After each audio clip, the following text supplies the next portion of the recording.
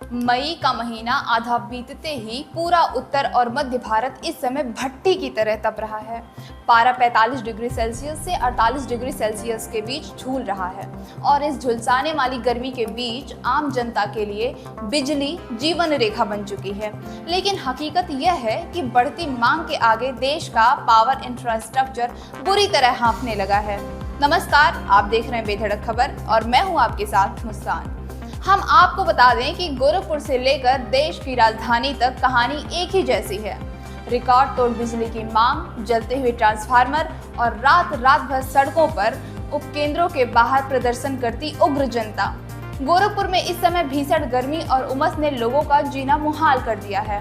शहर के रुस्तमपुर, लाल डिग्गी, सैनिक कुंज और बिछिया जैसे इलाकों में अघोषित बिजली कटौती ने संकट खड़ा कर दिया है। बिजली विभाग के आंकड़ों के मुताबिक गोरखपुर शहर में सामान्य दिनों में बिजली का लोड लगभग 460 मेगावोल्ट एम्पीयर रहता था, जो इस भीषण गर्मी में बढ़कर 700 मेगावोल्ट एम्पीयर के पार पहुंच चुका है। रुस्तमपुर में पिछले दिनों में 33 किलोवोल्ट की ट्रांसमिशन लाइन में खराबी के कारण पूरी रात ब्लैकआउट रहा। उमस से बेहाल सैकड़ों लोगों आधी रात को उपकेंद्रों पर पहुंच गए और जमकर हंगामा किया। बिजली विभाग का दावा है कि वे बेहतर सप्लाई और ट्रिपिंग रोकने के लिए स्मार्ट मीटर सिस्टम और अतिरिक्त टीमें तैनात कर रहे हैं, लेकिन ग्राउंड जीरो पर यह कोशिशें नाकाफी साबित हो रही हैं। अत्यधिक लोड के कारण ट्रांसफार्मर ओवरहीट होकर धू धू कर जल रहे हैं। ये कहानी सिर्फ गोरखपुर की नहीं है, ये कहानी है दिल्ली, नोएडा, पटना, जयपुर और लखनऊ की। पूरा उत्तर और मध्य भारत इस समय एक अदृश्य पावर इमरजेंसी से गुजर रहा है।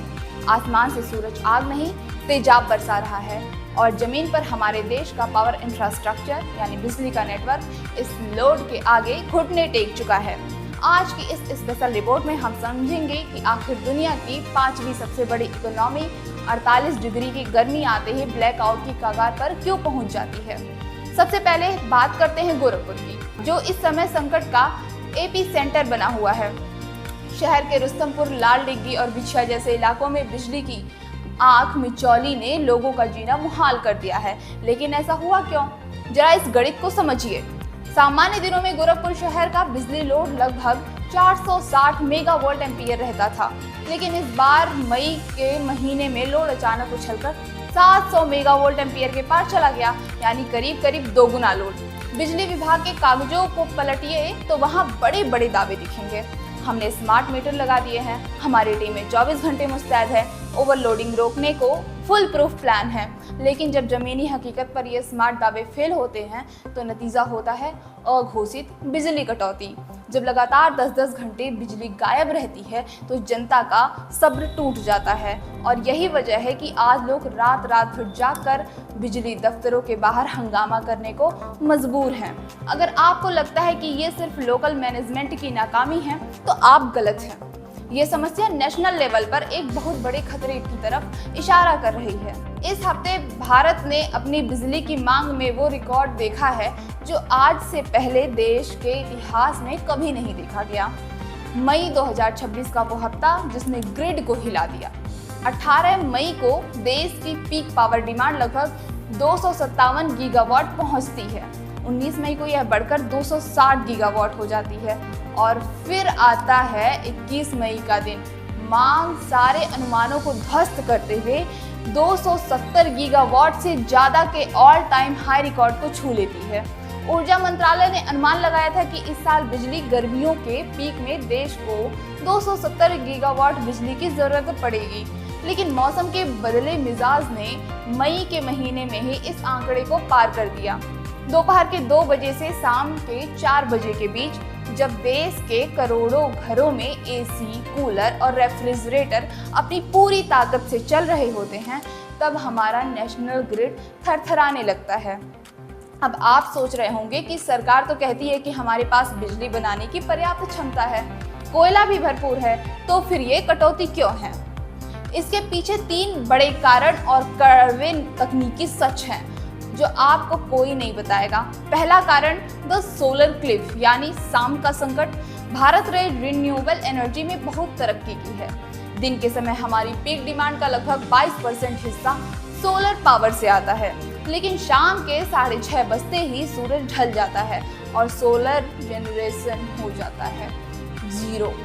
ठीक इसी वक्त लोग अपने दफ्तरों से घर लौटते हैं और घरों के एसी ऑन होते हैं। दिन की बिजली और रात की मांग के बीच जो ये अचानक गैप आता है, उसे हमारे कोयले और गैस के पावर प्लांट इतनी जल्दी मैनेज नहीं कर पाते। दूसरा कारण है फिजिक्स की सीमा और जलते ट्रांसफार्मर। जब बाहर का तापमान लगातार 45 से 48 डिग्री बना रहता है, तो कॉपर के तार और ट्रांसफार्मर के अंदर का तेल ठंडा ही नहीं हो पाता।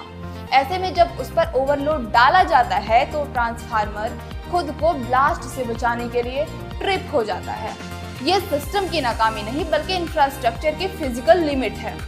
ऊर्जा मंत्रालय ने अब जनता से एक बड़ी भावुक अपील की है कि भाई बिजली का विवेकपूर्ण इस्तेमाल करिए, यानी जब जरूरत ना हो तो एसी कूलर बंद रखिए। सुनने में ये नसीहत बड़ी अच्छी लगती है, लेकिन साहब जरा उस आदमी के घर जाकर यह ज्ञान दीजिए जिसके घर में 12 घंटे से लो वोल्टेज के कारण पंखा तक बगुले की तरह धीरे धीरे घूम रहा है। उस माँ को क्या समझाएंगे जो रात भर हाथ का गत्ता हिलाकर अपने नवजात बच्चे की पेट का पसीना सुखा रही है। एसी कमरों में बैठकर लोड शेडिंग और ट्रिपिंग जैसे अंग्रेजी शब्द बोलना बहुत आसान है, लेकिन जब उमस और 45 डिग्री की गर्मी में शरीर का चमड़ा जलने लगता है ना, तब अच्छे अच्छे ज्ञानियों का धैर्य भी जवाब दे जाता है।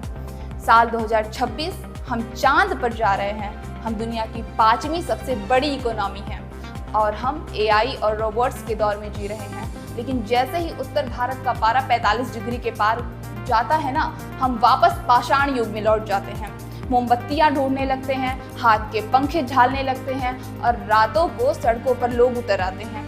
बड़ा गजब का गणित है हमारे सिस्टम का। स्मार्ट मीटर इतने स्मार्ट हैं कि बिल का 1 रुपया बाकी रहे तो कटी पतंग की तरह बिजली काट देते हैं।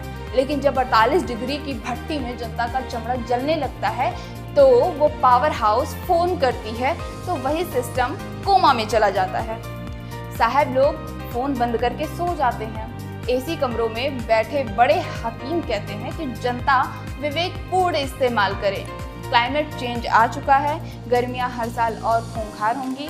सरकारों को तय करना है कि उन्हें इस जर्जर इंफ्रास्ट्रक्चर का इलाज करना है या फिर हर साल जनता के इस आक्रोश को झेलना है। क्योंकि याद रखिएगा, पेट खाली हो तो इंसान सब्र कर लेता है, लेकिन जब बदन झुलसने लगे तो वो सीधे बगावत करता है। अगर हमने अपने लोकल डिस्ट्रीब्यूशन नेटवर्क को हीट रेजिस्टेंस नहीं बनाया, तो अगर हमने एनर्जी स्टोरेज पर तुरंत काम नहीं किया, तो आने वाले सालों में ये गर्मियाँ सिर्फ पसीना नहीं बहाएंगी, बल्कि पूरे देश की रफ्तार को ब्लैकआउट कर देंगी।